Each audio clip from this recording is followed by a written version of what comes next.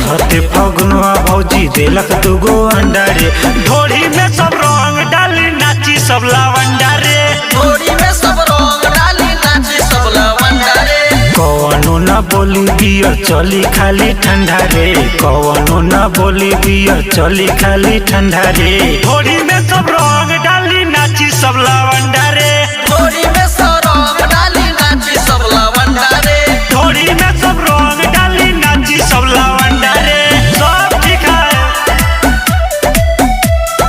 ढोरी में सब रंग डाली नाची सब लवंडा रे। सब लवंडा रे। कि अब किसाया हसारी चोली घूम घूम के दे हम खोली। घूम घूम के दे हम खोली। सब से हट के यार